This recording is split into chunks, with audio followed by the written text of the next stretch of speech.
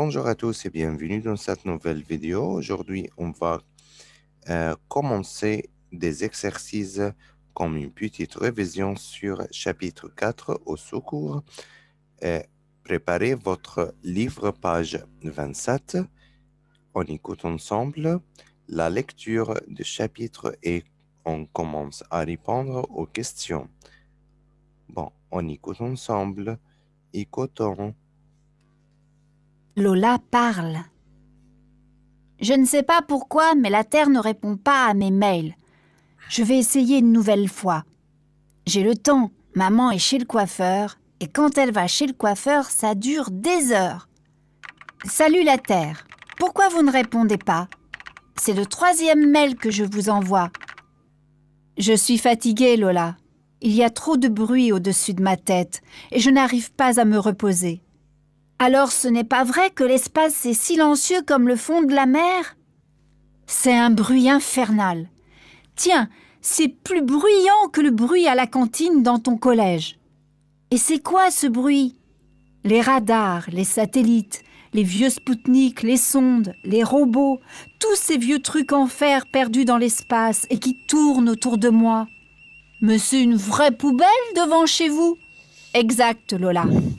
Tu sais combien il y a de vieux trucs pas beaux qui tournent autour de moi? 123? 698 321 trucs en fer pas beaux. C'est le nombre exact, Lola. Et ils font un bruit de vieilles casseroles le jour et la nuit. Tiens, Hubble, tu sais le télescope. Il est un peu vieux, le pauvre. Eh bien, c'est lui le plus bruyant. Ce n'est pas étonnant si vous êtes fatigué. Mais qu'est-ce que je peux faire, moi? Eh bien, quand tu seras astronome, envoie une équipe pour faire le ménage. C'est possible, non? Vous allez attendre, j'ai seulement 13 ans. Ce n'est pas un problème, Lola. Tu sais quel âge j'ai? Vous êtes un peu vieille. Exact, Lola. J'ai 4 milliards et demi d'années. Alors, dans 15 ans environ, tu seras astronome. Et 15 ans, ce n'est rien pour moi. J'ai le temps, Lola. Tu sais, je suis vraiment très triste. Je sais, mais pourquoi? Ah, tu vois, toi aussi, tu commences à demander pourquoi. Mais parce que toutes les planètes autour de moi sont magnifiques. Le soleil, par exemple, toujours brillant comme des chaussures neuves. Et la lune, Lola.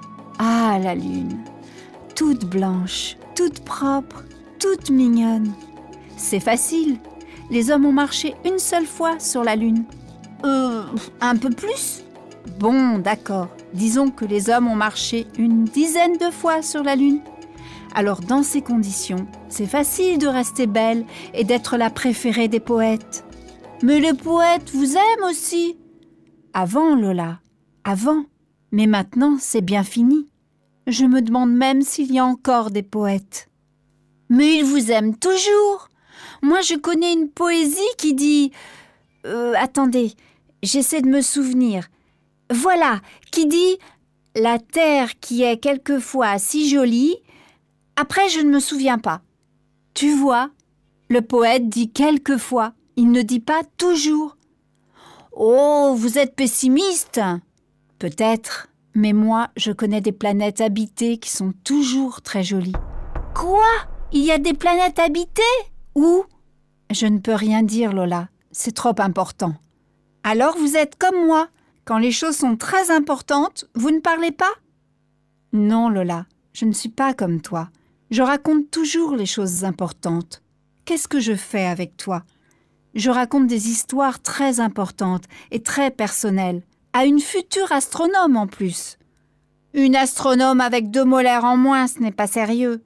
Mais enfin, Lola, elles vont sortir tes molaires. Tu sais combien de temps met un arbre pour pousser? Ah non, vous n'allez pas faire comme maman. Quand elle parle de mes dents, elle parle toujours d'animaux. Je ne suis pas un éléphant et je ne suis pas un arbre. Mais les hommes sont aussi des animaux, Lola. Et puis ton meilleur ami, Lola, qui c'est? C'est Monsieur Polo. Et Monsieur Polo, c'est un chat. Mais tu racontes toutes tes histoires à un chat. C'est mathématique, ça?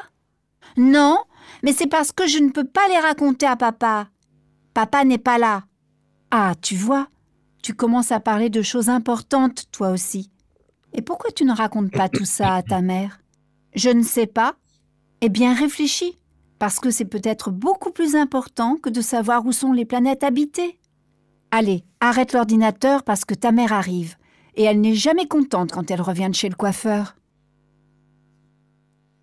Alors, on commence maintenant à répondre aux questions. Commençons par question numéro 1. La mère de Lola chez et quand elle va chez lui, ça dure des heures. Hein.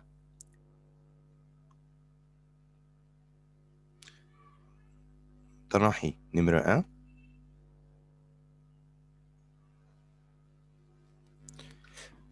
Oui. La mère de Lola était chez et quand elle va chez lui, ça dure des heures. Do you have your story? لقيت.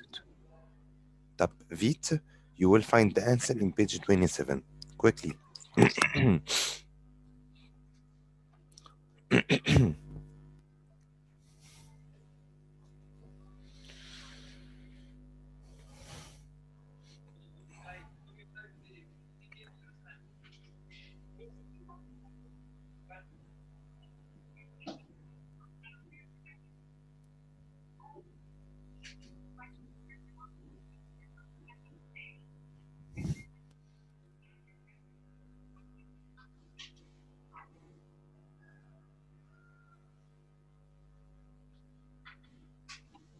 Amr, do you have your story, Amr?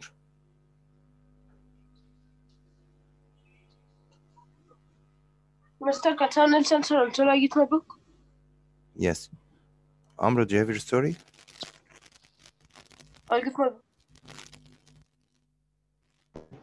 Oui, monsieur, I'm getting it. Ok, Amr. Hein. Numéro 1, la mère de Lola était chez.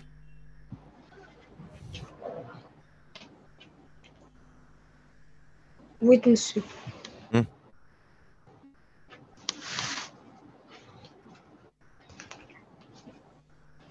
البيت جوت monsieur. 27? 27? Yes. Okay.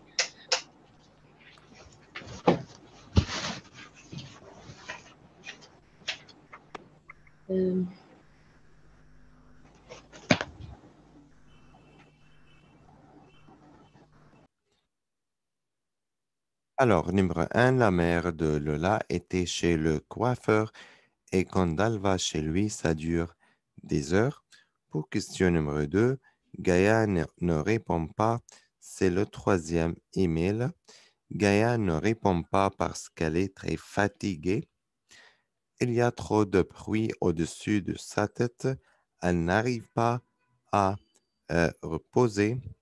Question numéro 5. L'espace n'est pas silencieux comme le fond de la mer. Numéro 6. C'est un bruit infernal. C'est plus bruyant que le bruit à la cantine de ton collège. Numéro 7. L'espace n'est pas une vraie... l'espace est une vraie poubelle. Numéro 8. Hubble et le bleu brillant dans l'espace. 9. Quand Lola sera astronome, elle va envoyer une équipe pour faire le ménage d'espace. Numéro 10. Le soleil est toujours brillant. La lune toute blanche, toute propre et toute mignonne. Numéro 11. Gaïa connaît des planètes qui sont toujours très jolies. On va ajouter ici S. Lola raconte toutes les choses importantes à Monsieur Polo, mais Gaïa raconte les choses importantes à Lola. Comme ça, on a fini la première partie du roman du chapitre 4.